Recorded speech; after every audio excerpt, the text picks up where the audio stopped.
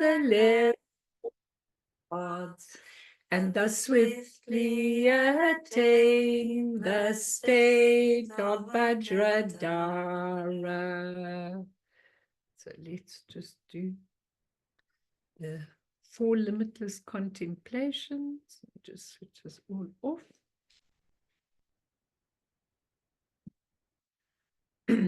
May all beings have happiness and create the causes of happiness. May they all be free from suffering and creating the causes of suffering. May they find that noble happiness which can never be tainted by suffering. May they attain universal impartial compassion, free of worldly bias towards friends and enemies. Sem jindam je dewatang dewe jutang denba jutig dungal tang dungal chichu tang drawa jutik dungal mepe dewa tampatang mindrawa jutik nering chak tang ni tang drawe tang nong chempo la ne jutik. Okay. So tonight we're going on to the second part of the meditation. So you can get it for you.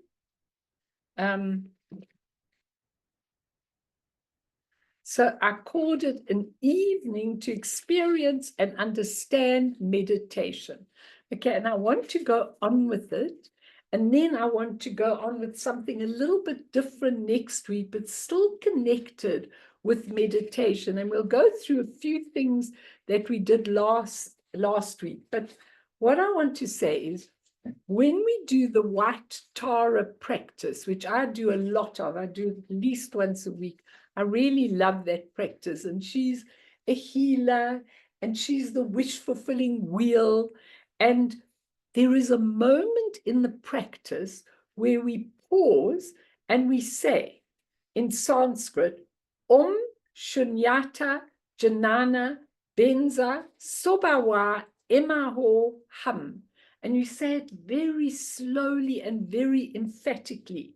And it means, Om, I am the embodiment of the Vajra nature of emptiness and wisdom. Okay, Om, I am the embodiment of the Vajra nature of emptiness and wisdom. When we can say this in life and mean it and become it, we've reached a stage of full intrinsic awareness when you really do it, because Om is the universal sound. Vajra nature means the indestructible nature, not subject to all the suffering and conditions in the world. So the Vajra nature is actually, when we die and we lose the physical body, the Vajra nature automatically comes to being. That is your unconditioned nature. It's exactly who we are, you know, in truth. And when you've got a Vajra body, you can do anything. And that's why it says, I am the embodiment of the Vajra nature, the indestructible. Okay.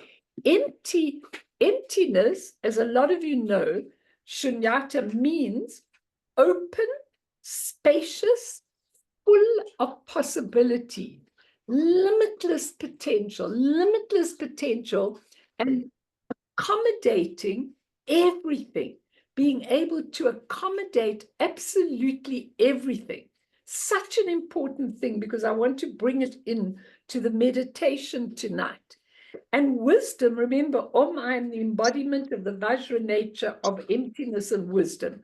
So wisdom means beyond the intellect, fully knowing and understanding. So when a Buddha has wisdom, an awakened person has wisdom, it means they know everything about everything, including themselves, including the world.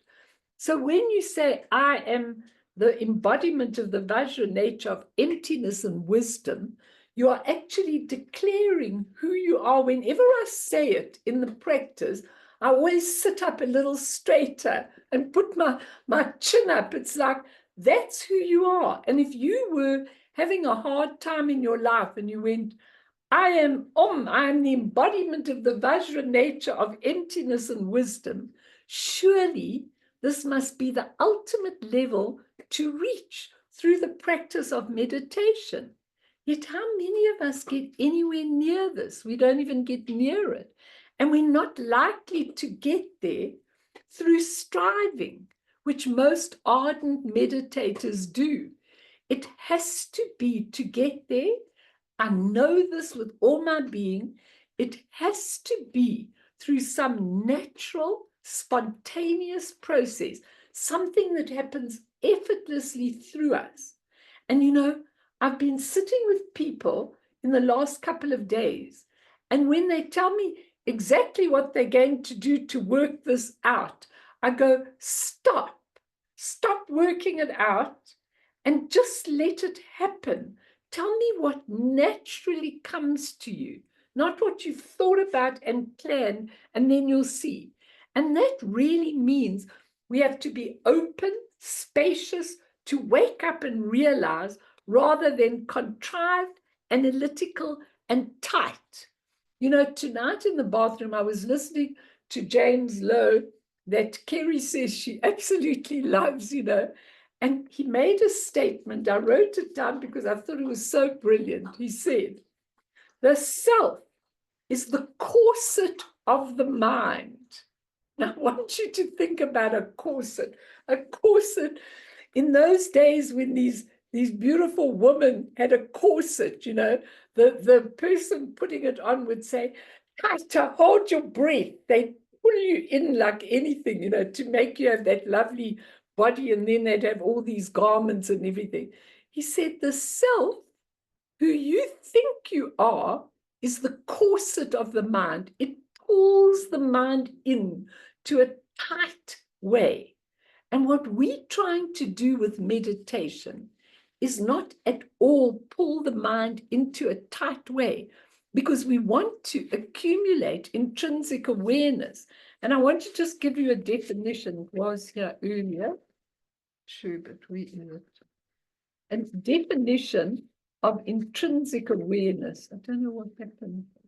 Got so many things going on. There it is.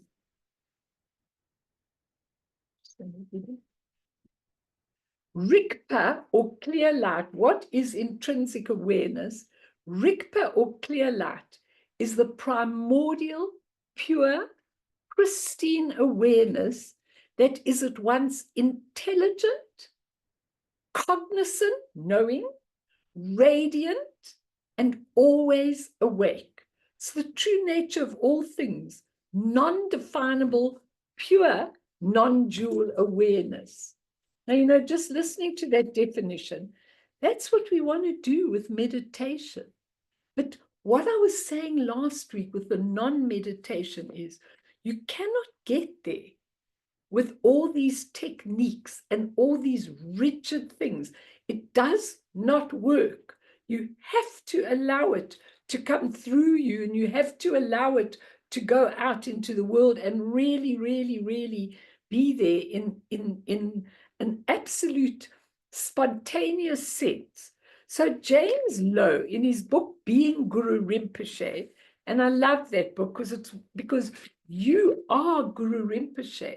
That's the Vajra nature of emptiness and wisdom. You are Guru Rinpoche. So he says, our awareness needs to be understood correctly. It is closer to us than our heartbeats. Closer than our heartbeats, yet infinitely foreign to our ordinary sense of self. How can it be right in you, but we don't know it in any way or any form? He says, we are not who we think we are. Our nature awareness is revealed when we drop our reliance on concepts and on the self. We are used to being ourselves. I'm used to being Melanie. You used to being Fiona, Kerry, Martin, Kathy. That's what you're used to. But we've only been this identity for a short time in this little life. That's all we've ever been this, okay? And in our previous lives, we've had different identities. So surely, he says, we have to find an enduring identity. And maybe when we start seeing ourselves as Padmasambhava, which is Guru Rinpoche, which is not outside but in us, maybe when we start meeting ourselves, that's a very good thing, because when you die, everything that you've been dissolves. All the fame you've had, everything dissolves. And what identity are you taking up? I'm asking you the question, are you ready for your absolute Vajra identity when you die?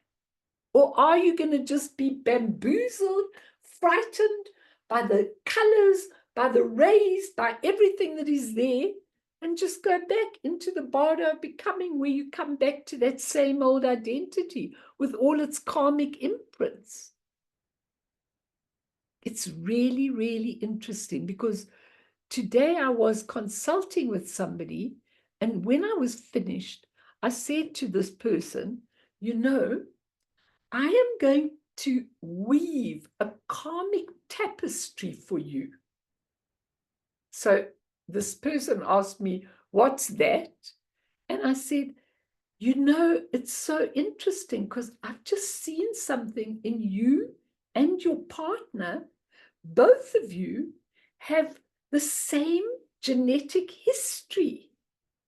She said, I never realized that. And I just looked karmically. I can't say what it was, but they have actually got 3 generations of the same genetics in their emotional stuff, in their relationship. I've never actually seen that. And so why are they still enacting the same karmic imprints? You know, I've got to break that pattern right now. The next minute that I see them, that I've put the karmic tapestry together, I've got to break it. Because this is what we're doing when we meditate. We're not sitting like a god in a position. We might have to do that for a little while in the beginning, but we are allowing, we are surrendering, we are dropping our usual narrow-mindedness and opening out to becoming aware. It's actually often called inaction, doing nothing, allowing. You know, when we control ourselves, that can't happen.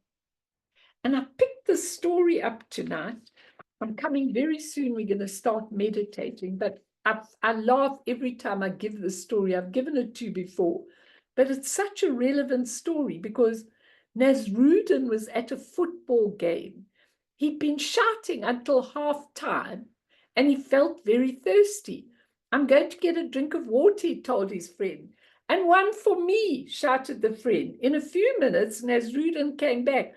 I tried to have a drink of water for you, but I found after I had my own drink that you were not thirsty after all. I love that story, because that is the story of the ordinary consciousness. We think that because we feel something, everybody feels it, and we impose it on people. So weaker people just submit to what we are doing. What do we want when we find that intrinsic awareness? What do we want? Why are we going after the spiritual path? Why are we bothering to meditate? We do not want to see things with our usual biases, with our usual prejudices. We want to open up to another dimension, which is what we're doing, but it's not a transcendental dimension where you're out of it, where you leave this whole world behind and you go into a state of bliss. Of what value is that? Oh, fun for a few minutes. Nice to get out of this world and go into a nice, blissful place. For what? It's not going to help you. It's not going to help anybody around you. It might calm your mind a little bit. It might make you a bit of a nicer person, but it's not going to do it.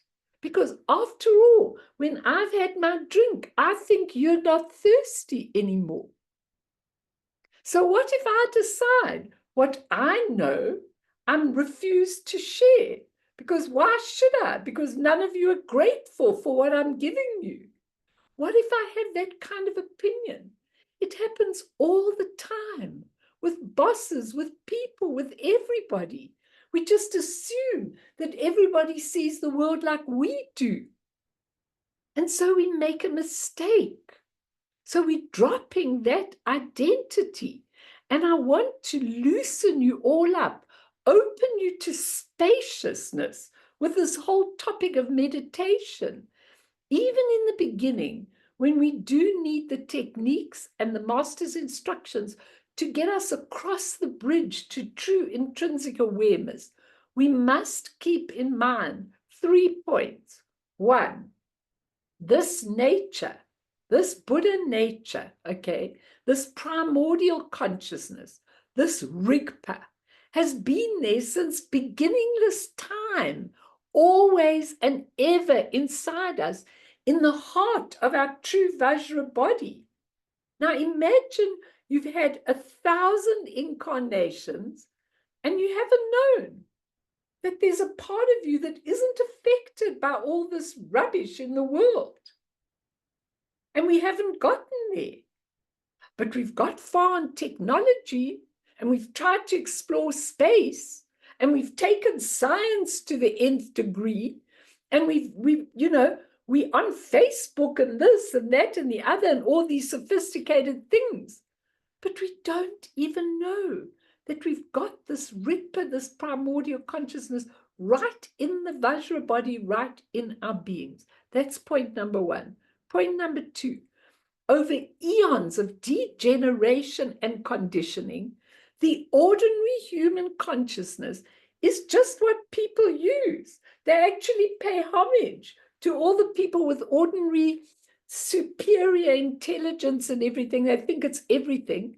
So we have to train. Now listen carefully to what I'm going to say. Not to get rid of the ordinary consciousness. People make this big mistake.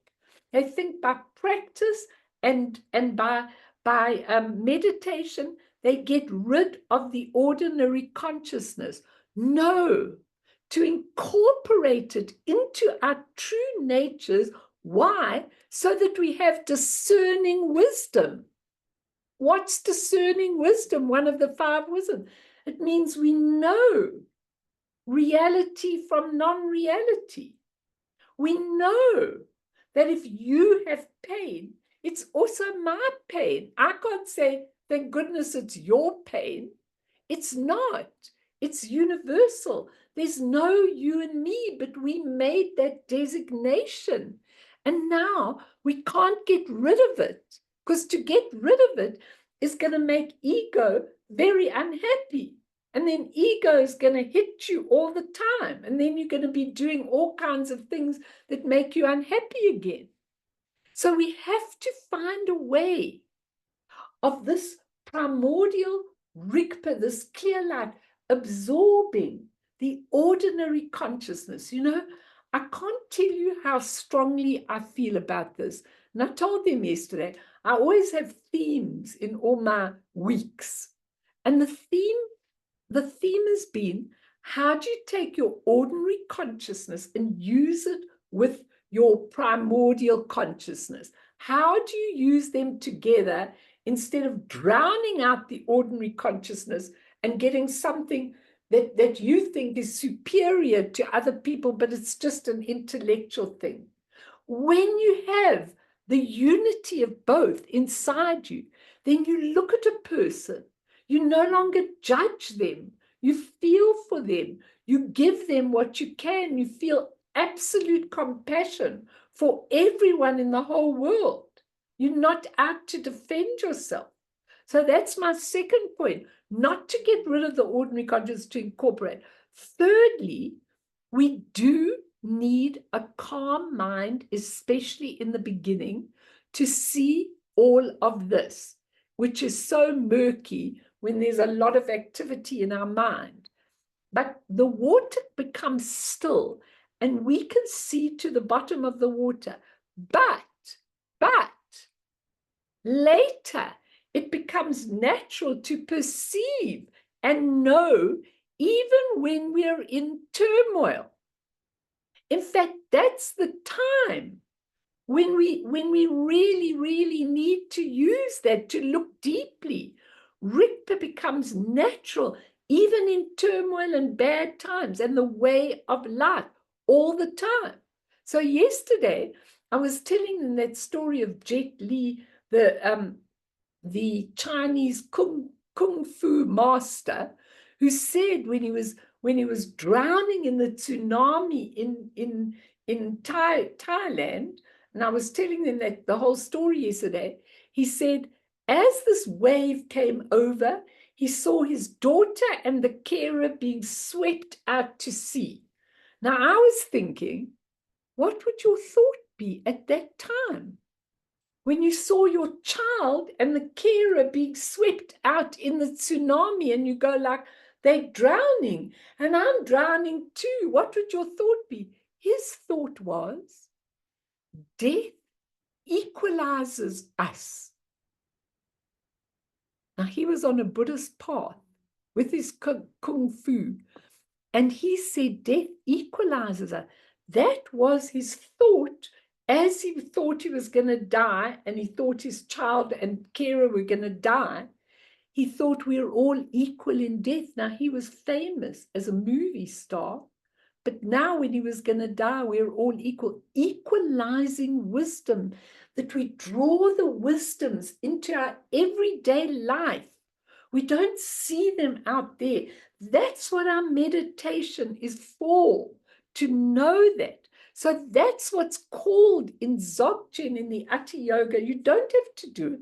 You could do ordinary meditation with all its instructions with pleasure. I'm not saying there isn't a place for that.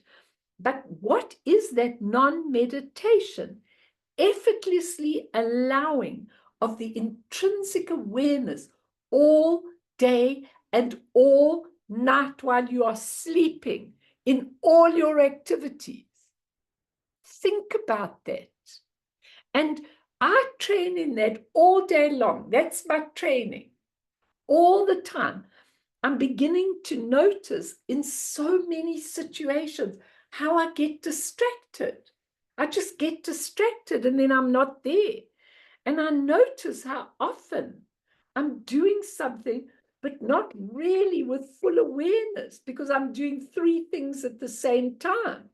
And the thing is, or my mind is wandering, or I'm not listening, or I'm not present fully in the situation. I want to know the truth about every situation. So I ponder a lot on the matters of the world, my own relationship, the books I'm studying, the sentences in my practices. And I ask myself all day long, what is this showing me? What is the mirror-like wisdom here? What's it reflecting to me? Is it permanent or just a temporary transient state? And I want to train to be constantly in a state of awareness, knowing. And it takes a lot of practice to decondition from the norm. And I want to have what it takes to wake up at the time of death. I really want to wake up to the wisdoms and my Vajra nature at the time of death. And I'm training every day to do that. And that's what your meditation is about. And I just want to read you this little thing, then I'll throw it open if anybody wants to debate, and then let's go straight into meditation. I've got some lovely ones for you to try tonight. In the colophon of the book, The Reign of Wisdom by Chogyam Trungpa, okay, Dzongsa Khyentse Rinpoche talks about it. Now, Dzongsa Khyentse, those of you that ever listened to him, says things as they are. So don't be insulted because I'm quoting him. I wrote it down, okay? Don't be insulted by what he quotes Chogyam Trungpa. I don't know if Chogyam Trungpa actually said this. I don't have the book Reign of Wisdom, so I couldn't check up. But this is what he told this huge audience in Canada of what Chogyam Trungpa had said. He said, may the stupid meditators I guess these are not my words. I just took them. May the stupid meditators wake up from the sleep of ignorance. We can use this, he said, as a guiding light. We get caught up in wanting to be a good meditator. He says this is not an ultimate aim. So relevant, he says, now that meditation has become fashionable. When some master points to the moon, he says, the ignorant looks at the finger, not the moon. And this is dumb. This is what he says. This is dumb. He just calls it as it is, okay? Nowadays, when a Lama advises a student, you should not be distracted in your meditation. The student interprets this as, I must abide, that's my word, abide in meditation. The student, when the teacher says, don't be distracted, the student said, I must abide in meditation. You know what that means? I must sit calmly and do the instructions and not get distracted and notice everything. And he says, the sleep of ignorance, craving for the taste of meditation, abiding. He says, don't just allow, don't abide, don't be a stupid meditator. That's what he says. Look, I had to bring this in because I'd heard it and I thought it was really, really good. And he says the same as Tulku Urgyen Rinpoche. Shamatha, which is calm abiding, and Vipassana, which is your insight training, looking into the mind, are incredible together, not separate. When they're separate, it can be dangerous because there are people that go into caves for years and years and years. They have my full admiration, but they sit in calm abiding, okay? And they get to maybe even an arhat state, which is one of the first states where you get. So their intrinsic awareness is starting to wake. But to what? How are you applying it? How are you living in the world? If you're not living in this world with being in touch with other beings, not only human beings, all beings, if you're living in a world where you are absolutely not in touch, what's the point?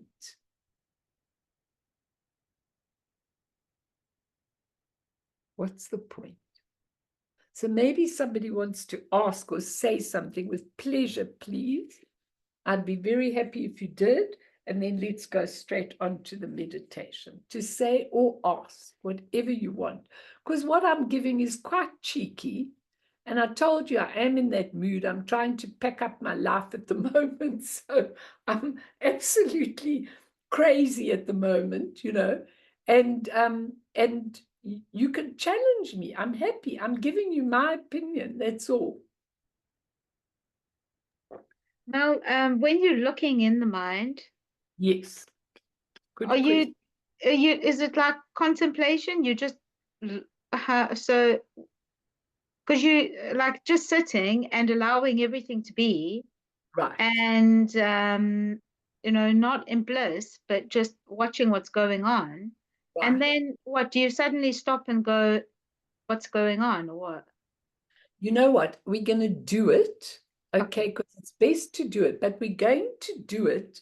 Just remember, there's ordinary Vipassana, which is where you ask all the questions. I know because I did it in Mahamudra training, but in Dzogchen, in Hatha Yoga, you don't ask those questions.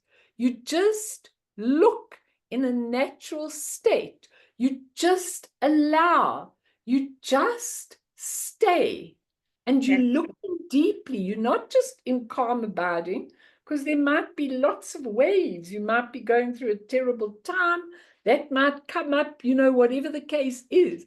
But you can decide if you want ordinary Vipassana or extraordinary Vipassana. Knowing you as I do, you would probably choose the latter. You know, because it's just listen, those of you who can't relate to this, don't. Let's do it in the absolute, gradual pathway, one step at a time, with the greatest of pleasure. I'm very happy to even teach that. I've been there, I've done it for a lot of years and everything, and it drove me insane.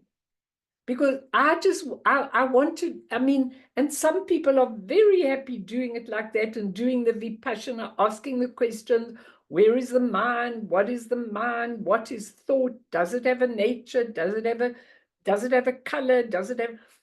It drove me mad doing that, Kat. Okay, that's why I do both.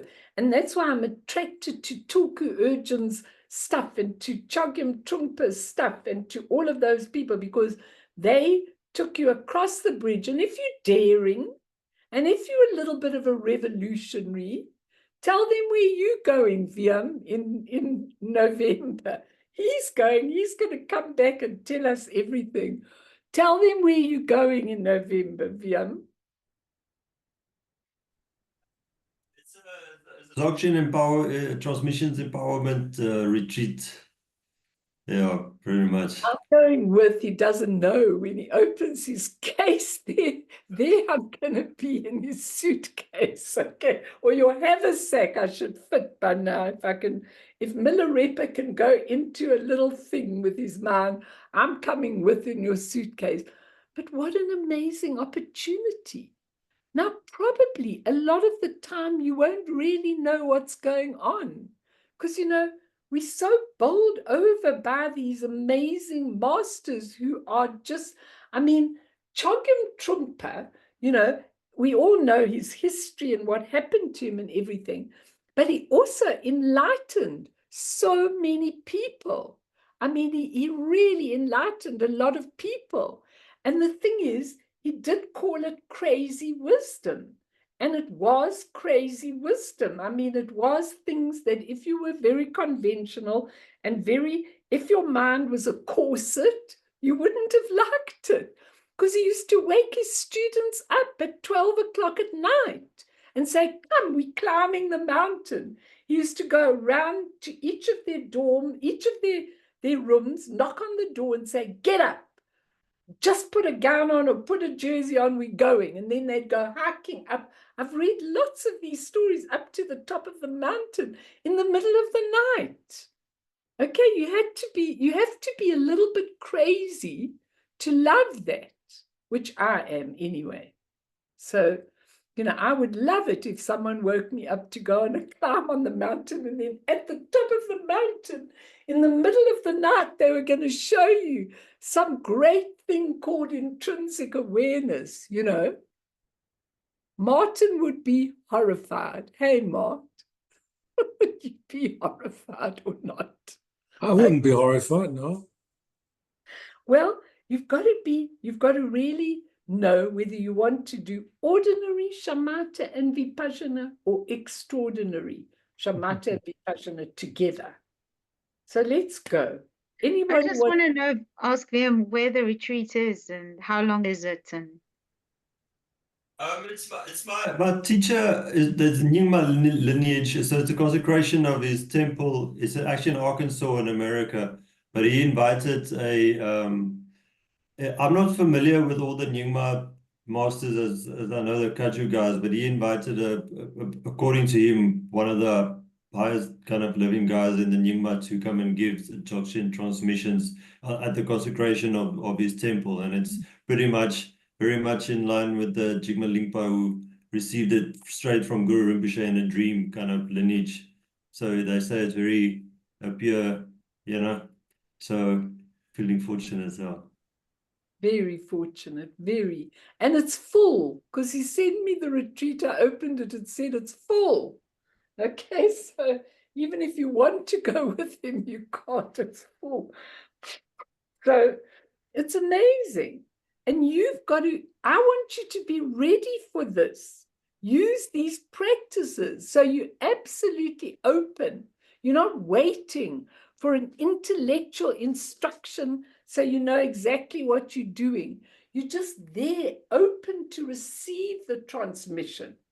which is absolutely amazing. Anyone else want to ask or say? Okay, then let's get on with the meditation.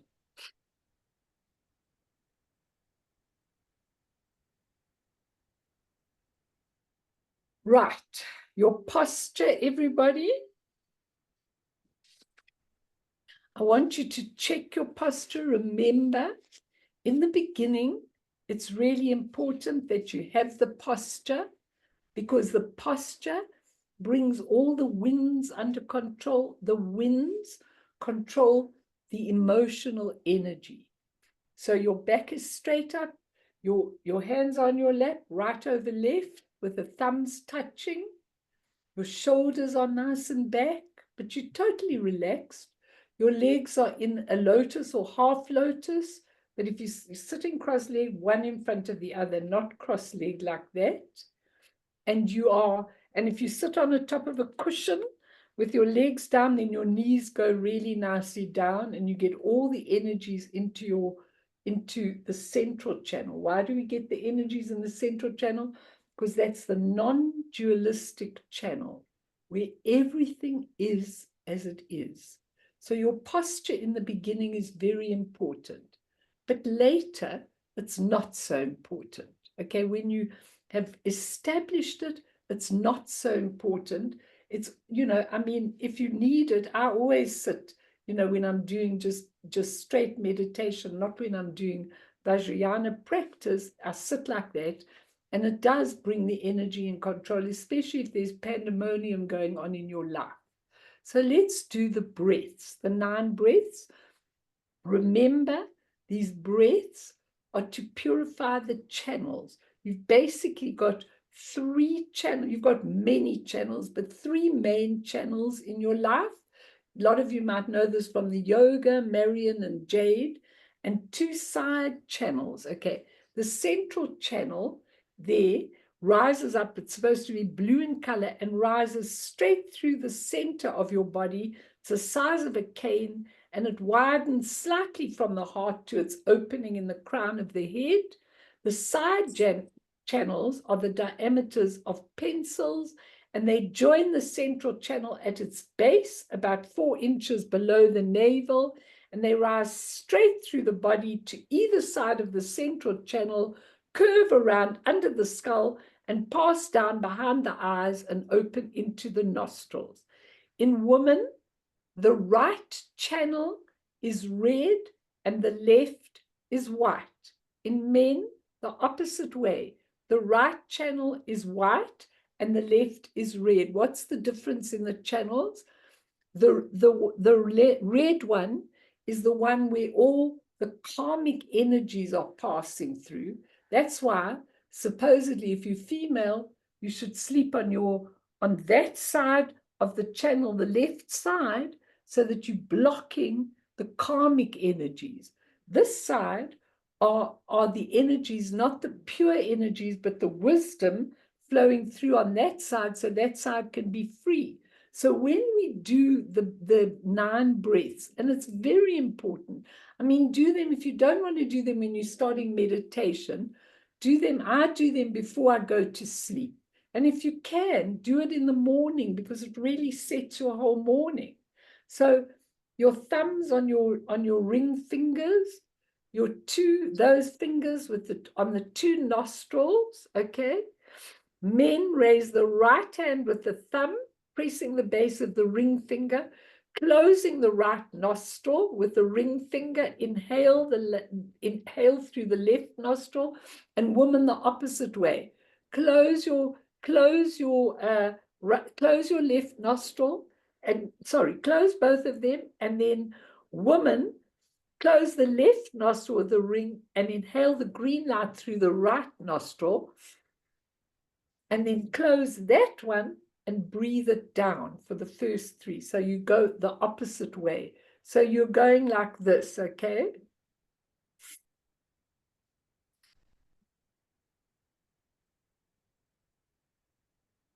And think of clearing everything as you do the 3 breaths the one way. And then when you've done it 3 times, you go to the opposite way. So now you're breathing in through the opposite nostril. Let that go. Okay, so you have them both there, but you just breathe in the opposite one and let the air go through the channel. You're clearing all the channel. So you do 6, one with the one with the other. And then when you've done your 6 breaths, then you do your 3 last ones. You put your hand on your lap and you breathe in through the nostrils. A few people say you should just breathe in through the nostrils and out through the nostrils. But if you don't like that, you could breathe out through the mouth, but you breathe in and out through the nostrils. For the central channel,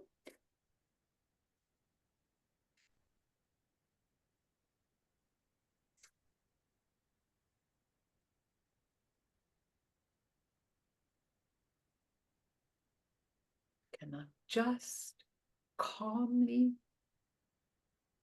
absolutely at peace, clearing all the channels. You just go to normal breathing for the shamatha in the beginning with a support. Just breathing in to the count of 3 or 4, out to the count of 3 or 4, however you're comfortable. I don't have a problem with that. Some people have specific instructions. That's fine if you've got someone to give them to you. But otherwise, just get to your breathing, focusing completely and totally on the breath. In and out. And in and out. And in and out. Getting your whole body calm. Cleared all the energy. You've really cleared all the energy. And you're just focusing on the breath, called shamatha with support. Now what you're doing is allowing everything to be, and as soon as a thought comes up, it's no problem whatsoever. Your eyes are definitely wide open or half open or looking up, whichever you prefer, not closed. And a thought comes up, which is quite normal, and you notice that your mind has gone out to the thought. Point number 2. And you immediately bring it back to the breath. So you just practice like this many times a day. Breathing in and out. Letting your thoughts arise, no problem. Watching when your mind goes after a thought. Oh, I've got to do this for work tomorrow. Oh, I wonder what the time is. Whatever your mind is doing, notice and bring it back to the breath. That's the 3rd thing. Returning. Short periods, many times a day. So you're at work, you're feeling hassled, you're feeling bewildered, you're running around like a lunatic. So you just go even to the toilet or go and sit on your chair and just take 1 minute. Breathe in and out. Notice how your mind is distracted with 1,000 things to do at work, and bring it back to the breath. And you'll find that you are so much calmer. And as I said to you last week, Tupton says, do it at the airport, when you're in a queue, when you're at the robot, when you're waiting. Just do shamatha with a support many times a day. It is a firm basis to look into the mind. Now, when you've done it and you've established yourself in a beautiful way with it, then you can do it without the breath. Just sitting down. I don't care if you do it for an hour or 5 minutes or 3 minutes or 1 minute. It doesn't matter. As long as you are completely undistracted. So do it with the support. The breath's the easiest for as long as you need to. And then move on to shamatha without a support. So what are you doing when you're sitting? Watching the nature of mind. Just watching. Bringing the mind back home. Resting, resting, resting in the nature of mind. Spaciousness, openness, sky-like, all the tightness of your mind, resting in the natural state of being, resting, relaxing, doing nothing. Being the awareness, I am the awareness. Don't think it, just be it. No fabrication, no stories. When the mind goes out to a story, bring it back even without the support. Just bring it back to I am the awareness. No fabrication, no stories, no intellectual, no acceptance, no rejecting, no cultivating, no demolishing, no approval or denial. I'm doing a beautiful meditation. Oh, I'm having a terrible time today. Non-discrimination, no intention, no goal. Letting it be just as it is, hanging loosely in non-action, doing nothing. Don't change it, even if there's a buzz around you. Don't alter it. Just stay for a few minutes, letting it be, no elaborating, no concentrating. Appearances and emptiness are indistinguishable. It doesn't matter if your mind's having a thought. It doesn't matter if you're sleepy. It doesn't matter of anything. When you do shamatha without a support, you just be resting.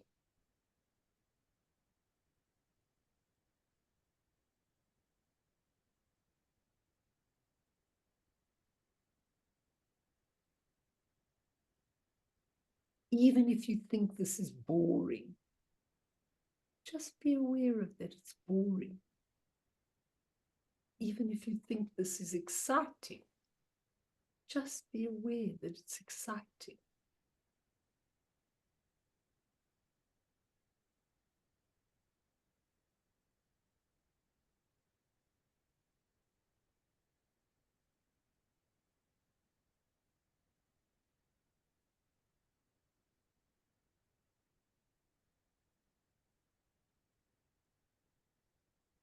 Now to the Vipassana. Just did the gong for that. Okay?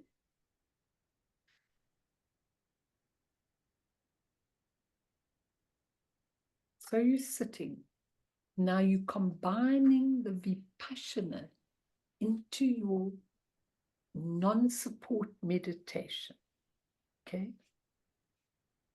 So if you want to do ordinary Vipassana, you say, I'm looking for the mind.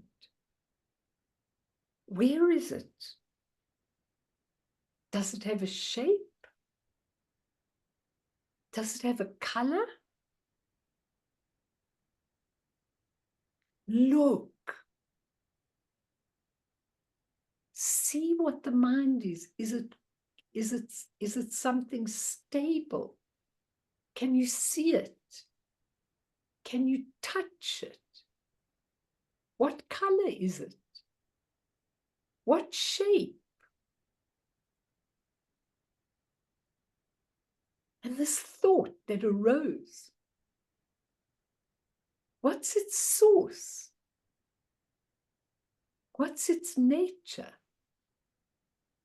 Can it dissolve? Is it me? Did a me create this thought? Where does it come from? Where's it going? And this feeling that I've got today, I feel so low.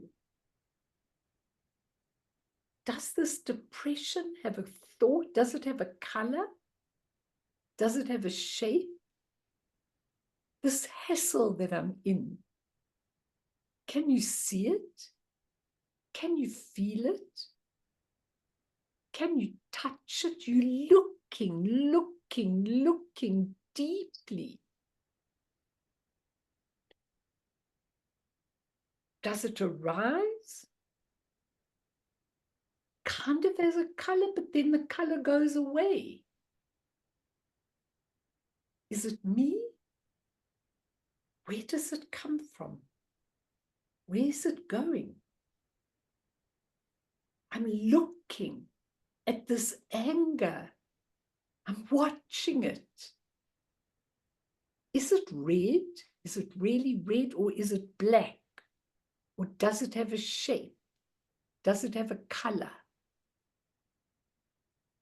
Could I pick it up? Is it solid? You're looking. Come to your own conclusion. Search in that search. Who's producing these thoughts? Me. I'm producing these thoughts. Who's me? Who's I? Did I create these thoughts?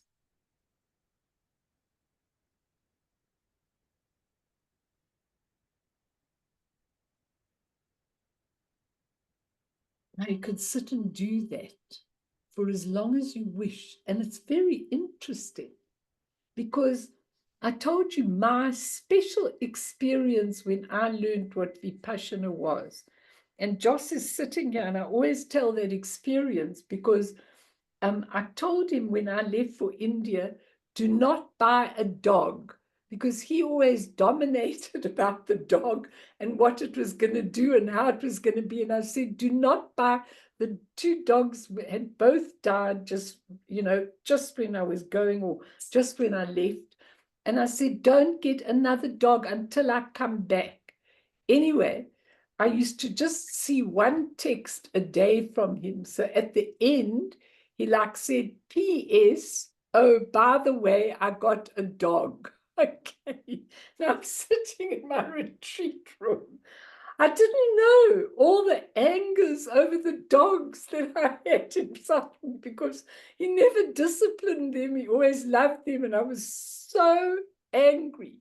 But I was on retreat all by myself. And so what I did was I did this Vipassana, okay, and being there. So, and I didn't know that I had so much anger. I thought I was annoyed, but I didn't know how deep it was. But because I was in that environment where I was really looking into my mind, oh my goodness. First, it seemed to be red. It just came up in the room, everywhere. It was in me, it was around me, it was in my bones, it was in my fingers. I was watching this anger. I could hardly breathe as I was watching it, but I wasn't touching it. I was just watching it for a long time. And eventually, after about at least an hour, I was watching it, and it just started to dissolve into emptiness. There was nothing left. I cannot explain it to you. It was my experience, okay? But there wasn't a trace of anger in me, not a trace. And when I texted back, I said, enjoy the dog. I'll get him over to my side when I come home. And what I did on that retreat with his new dog, he didn't know, he's only learning this for the first time, was I communed with him all the time while I was on retreat. I used to call him in my mind and really commune with him. So as soon as I came back, he was totally attached to me, as though he'd known me and met me, even though he was a brand new dog. And that's when I really realized how much you could bring it into your life. And I really was not angry about the dog anymore, because it was a history of all the dogs that made me so angry. It wasn't just getting a new dog. And it was absolutely amazing to see that. And that's what you're doing with your Vipassana. You are calm abiding and then looking without touching and with full awareness. Now remember, Rigpa, or awareness, shines its light on anything, any situation, and it dissolves, because it never was tangible.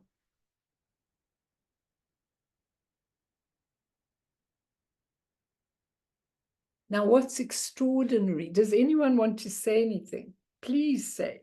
This is your chance. Avril, you might want to. Marion, you might want to. You haven't got your cameras on, and I'm sad because I like to see how you're responding. But anyway, don't worry if you don't look nice. I don't mind how you look. But I like to see your faces, because then I can really see how you are absorbing everything. Any questions? Good evening to you. Linz, anything you want to know? You all okay? And then, Mal, so after you've done that looking, questioning and asking, then what? Okay, you see, that's very important.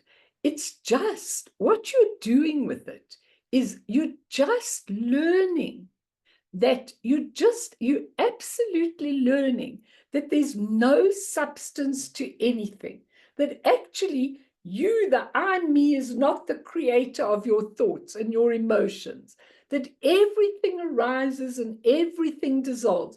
There's your essence. And when anything comes out of the essence, a thought, an emotion, if you just watch it and you don't get entangled in it and grab it and dissect it and keep it, you know, that it actually dissolves, and everything dissolves in life like that. And when you learn it, it's, I mean, you just watch these masters. They're so free. They're just not attached to anything, you know, of what they're going through. If you're cross with someone, you say it, and then it's done. You don't hold a grievance for 5 lifetimes, you know. It's really, really, really a most incredible way. So that's what it is. But looking at Tulku Urgent Rinpoche and looking at Tai Situ, I do want to give you just 1 or 2 things, but I would really like to do the 4 shock. How do you say it properly? Let me just get the word. The 4 chok shak, which are the 4 ways of resting, which will give you a deeper insight into that. But just let's go back and let's just go to Tai Situ's analysis of Vipassana, Kathy, and especially what you're asking. I've got so many notes here. I've just Melanie, I have a question. Would that be possible? Please.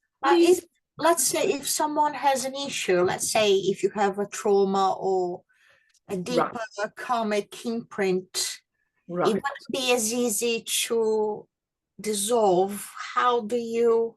Yeah, very good question. And I'm glad you asked that, because, you know, we're looking at something, I mean, that I had there was a cumulative, obviously quite a large imprint, you know, that I had, but it was pretty easy. It wasn't a big catastrophe, okay? But if you're going through a terrible time with somebody, and if you're really having a hard time and you're struggling with everything, you can do that meditation many, many, many times, okay?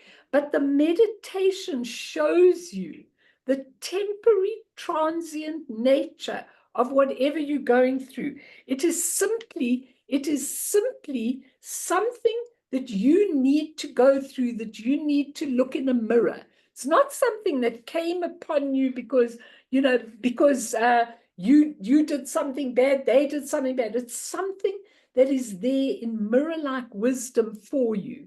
So when it is a trauma, like I was thinking, for example, about the hostages that were freed now, you know, from Palestine, you know, from Gaza, how these hostages were free. Now they're coming back with total trauma. Can you imagine being in a tunnel for, you know, how many, 10 months or whatever the case is, with very little food and torture and all those kind of things, which happened in the Holocaust, which happened in, you know, many, many, many places, and which is happening in Sudan, and it's happening in Gaza, and it's happening, you know, all over the world. You obviously can't do one meditation and think that you know, and think that you can resolve it. But let's say it wasn't a real trauma like that. Let's say it was just a traumatic thing you're going through at work or whatever the case is, or something which is really difficult. You just do it again and again and again. You come to the calm abiding, and then you look, you let the whole situation arise. But as soon as the mind goes in to dissect, I said, he said, she said, they said, you know, the whole thing, you notice it and you bring it back.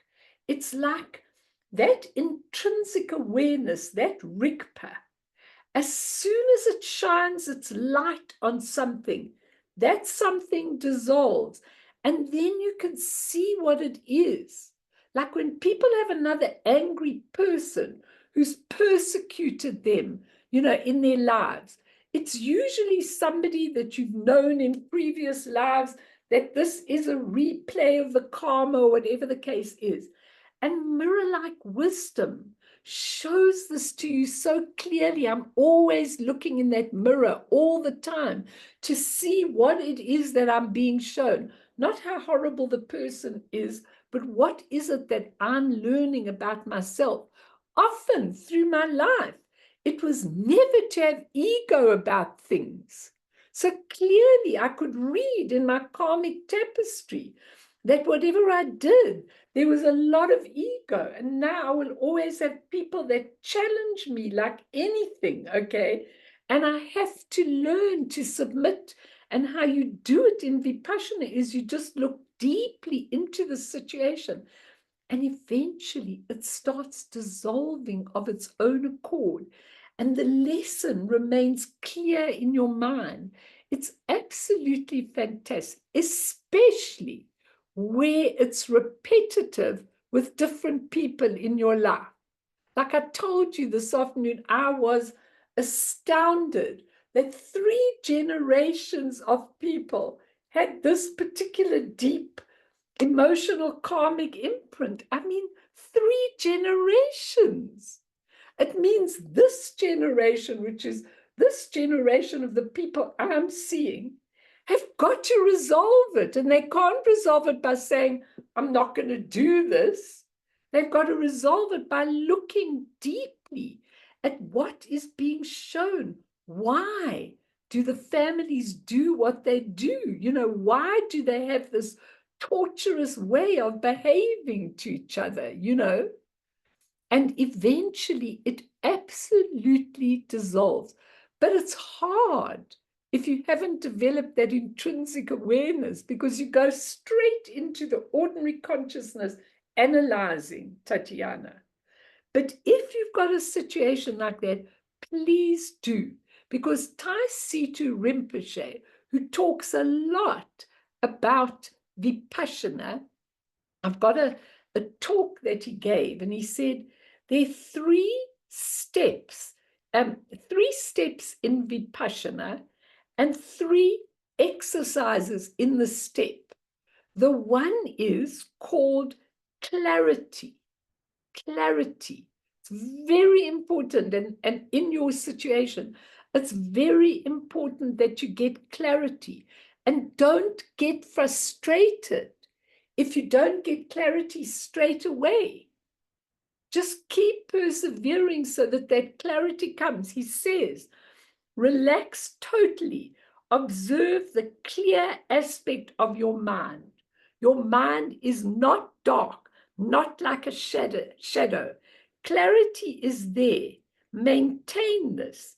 And then he says, when you see this clarity, when you really see this clarity, you suddenly know, like lucid dreaming, on YouTube. Oh, I'll tell you that later. You suddenly see that this is all a daydream. And clearly you recognize this. You have absolute clarity when you're looking. And it might take a couple of sessions to do it. Then he says the next aspect is awareness. You just observe with the mind that anything is possible and that the mind is limitless. And he adds the term luminous because the luminosity goes with the clarity. The luminosity is like, it's like, how can I say, it's like seeing the brightness of things with clarity. You suddenly see that the world is not what it seems to be in any way or any form. It really isn't. And the third point he says is non-attached, non-grasping, uninvolved. Whatever the state is, allow it to be. He said, because this is Laktong, that means Vipassana, we learn to recognize the calm, peaceful state that we developed in Shine, and we don't grasp. Okay, we don't grasp in any way. So let's just do a 2-minute meditation with his instructions, okay? Because I think they're very clear to get these 3 points: clarity, awareness, and non-attachment. So let's go with his instructions. I wrote them down. And he said, you must do 10 to 30 minutes a day for each of the 3. I'm not one who says you've got to, just do it whenever you've got a few minutes. Sit. Let the mind become calm, stable, relaxed, so that we can relate to the nature of mind more closely. In this calm, clear state, observe clarity, realizing it is within and limitless. The situation becomes so clear. Your mind is clear, like a mirror, open to the reflections in the mirror. Become attuned to awareness, knowing.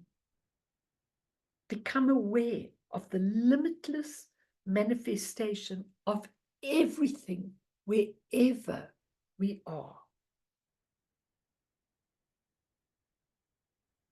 Non-grasping. Sit like an infant, observing without engaging. It's a pure land. What you're seeing, however harsh, difficult, unhappy, angry, despairing, impossible, it's actually a pure land. If you look deeply, it's all pure because your essence is pure. So whatever is being expressed is pure. Relax. relax into whatever situation you are in. If you're scared of the future, let it just arise. If you're scared you haven't found the right job, the right place, let it arise with clarity, awareness, non-attached, allowing,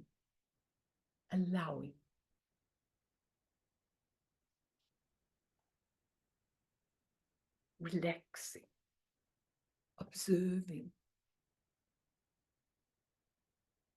reflecting.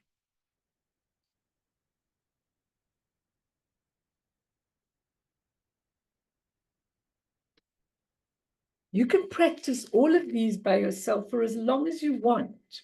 I just want to do one last one tonight, okay? And then I'll leave that, and then next week, we're going to do a very interesting thing with body, speech, and mind, and meditation exercises for each. They're very, very powerful, and I want us to really learn them. Can we do one more meditation, everybody? Okay, good.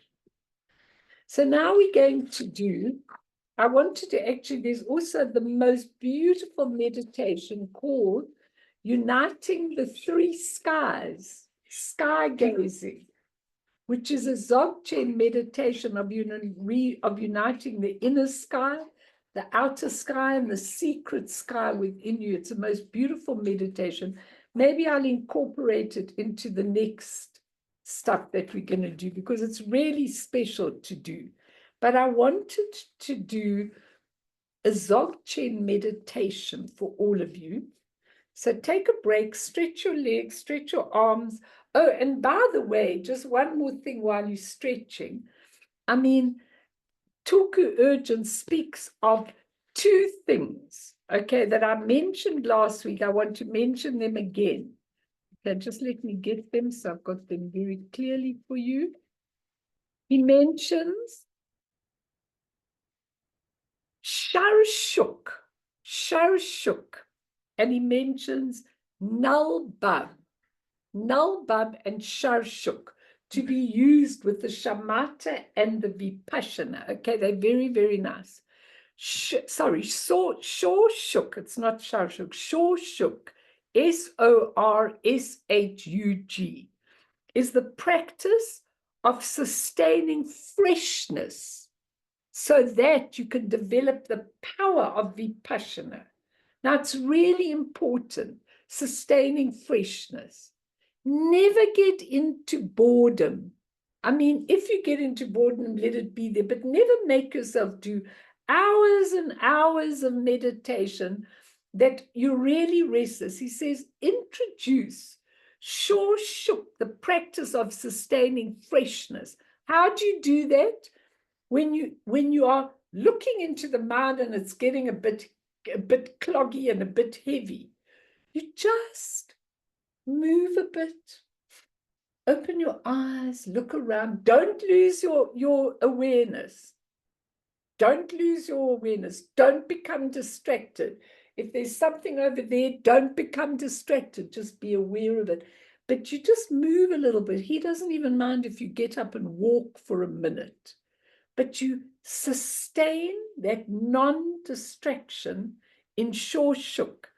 And that is called freshness. So you don't get a bit bored and irritable in the meditation, okay? And then Nulbab is called resting.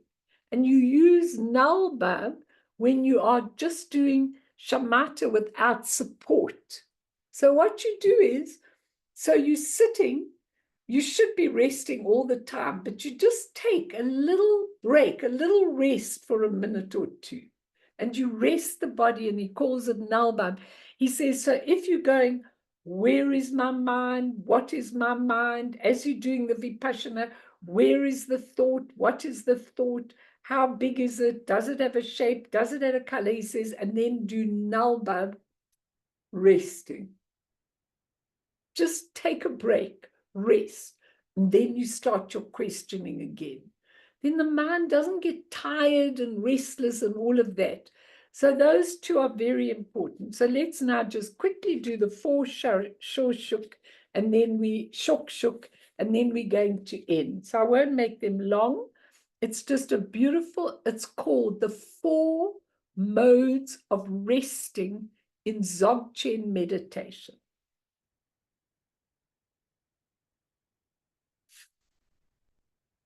Now, there are 4 states of resting, okay? And Dzogchen meditation, one isn't accepting or rejecting anything. You're not trying to cultivate a healthy state of mind. You're not trying to renounce an unhealthy state of mind. Rather, one simply tries to accept oneself as a whole person. When one starts to do the practice in that particular mode, there are 4 ways in which one can rest one's mind. First, resting one's mind like a mountain. I'm going to gong after I've announced it, but don't come out of your meditation. The first mode is called resting one's mind like a mountain. What that means is, instead of trying to see whether one is having any thoughts taking place or going through any emotional state, one should try to simply rest as it is. When one has developed a certain confidence within oneself, one does not try to pretend to be doing this and that. One does not even think of doing meditation. One can simply be. That's why the image of a mountain is used. There is a sense of groundedness, a sense of complete majesty in the groundedness. This can come about when the person is less and less ego-orientated and more Rigpa-orientated. That's resting your mind like a mountain. Practice it. The mountain is grounded and yet it has majesty. It soars up, up, up. Second one, resting one's mind like an ocean. When you do this, the image of the ocean is used because no matter how turbulent the sea may be on the surface, at the bottom of the sea, it is always still. In a similar kind of way, no matter what sorts of emotional agitation we may be going through, no matter what sorts of personal changes might be taking place on the surface, fundamentally, as far as the ground of our own being is concerned, nothing of that is happening at all. There is a sense, again, of total stillness. Whenever one is having emotional upheavals during meditation, one can see them just as waves on the ocean. They do not disturb one's basic level of being, and they are unable to corrupt the impeccability of Rigpa or bare awareness. Just as waves on the ocean never interrupt the ocean, they just rise up and down. So do our thoughts and emotions. That is resting one's mind like an ocean. Third, resting one's mind in bare awareness. What this means is that one should be more concerned in regard to awareness than what is taking place in one's mind. Whatever is taking place in your mind, no matter what it is, should be allowed to be there. There should be no censorship of any kind as to what one is allowed to experience or what one is not allowed to think or experience. There is a total lack of censorship in terms of what one experiences with bare awareness present. One wants to rest one's mind in bare awareness, a necessary requirement within self realization. So that's the third one, B-A-R-E, awareness. Fourth, resting with the appearance of phenomena. The fourth mode is called resting with the appearance of phenomena. What this means in the Dzogchen practice, one does not have to turn away from the senses. Usually when we meditate, it is said that the senses corrupt the meditator because through the senses we experience pleasure. And the more one is outward directed in terms of relating to the world through our five senses, the more chance there is of being corrupted and influenced. Therefore, blocking the senses is often suggested to keep the mind pure. The idea of out of sight, out of mind is being practiced. If one doesn't look at it, nothing will happen. Then hopefully one would be able to gain some kind of spiritual realization. Senses are just senses, and the sense organs are just seen as sense organs. It doesn't matter if they're pleasurable or painful. The reason we experience them like that is due to our own mind. When our mind fixates and has attachment, it's a further stimulus. But when we allow whatever arises just to be there, we just simply look at the visual field and rest with that. That is meditation in itself. We can listen to a sound and rest with that sound. One can taste something and simply rest in that particular experience of taste. All the senses can be used as modes to develop a bare awareness as they become a part of meditation. Instead of trying to block our senses, trying not to see, hear, taste, it is better to have them wide open. It also makes a more integrated human if the senses are exercised properly. By developing awareness, by becoming in touch with Rigpa, one gains more insight into oneself. You don't have to renunciate. You don't have to transform. In many ways, in this way, resting in the appearance, we break down our habitual ways of operating. So remember in the 4 Shorshaks, first you rest like a mountain. Then you rest like the ocean. Then you rest your mind in bare awareness. And finally, you rest with the appearances of phenomena in the senses, because they're all pure. They all come out of the essence, and it begins to dawn on you. So the 4 modes of resting are a wonderful, wonderful way of actually doing the meditation. So that comes out of a beautiful book by Traleg Kabgon, and it's called The Actuality of Being. And he gives many, many interesting meditations, and I'm going to do a few of the body, speech, and mind with you. But I think you've got enough. Don't be overwhelmed by what I'm saying. I'm just giving you different things. You can pick up on the YouTube and go back and do a lot of the meditations by yourself. There are so many, the 3 skies, the rainbow meditation.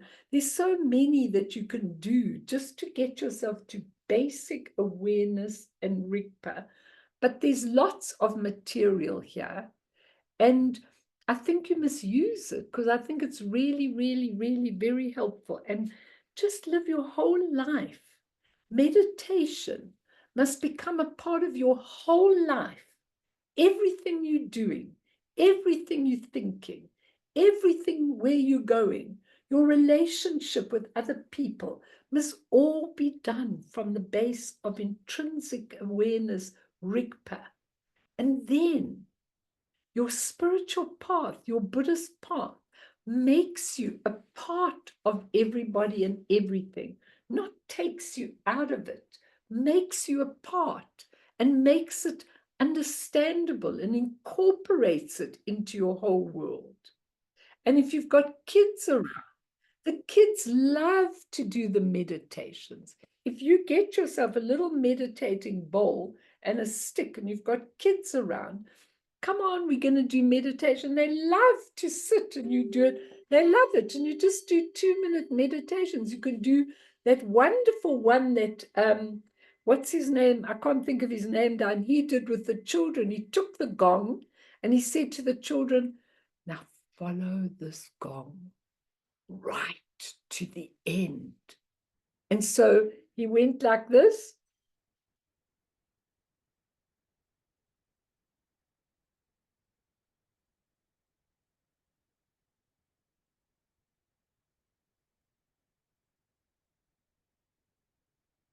They had to follow it until there was no sound.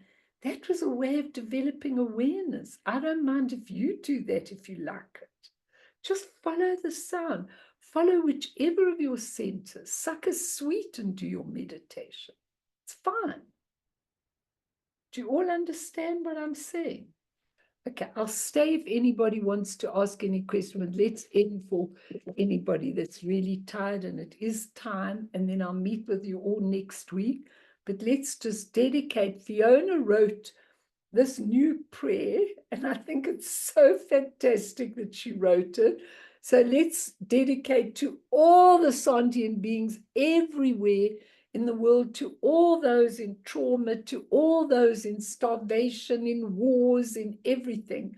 May, through this merit, if there's any from what we've given tonight, may all beings attain omniscience, may all obscurations fall away from the stormy waves of birth, old age, sickness, and death.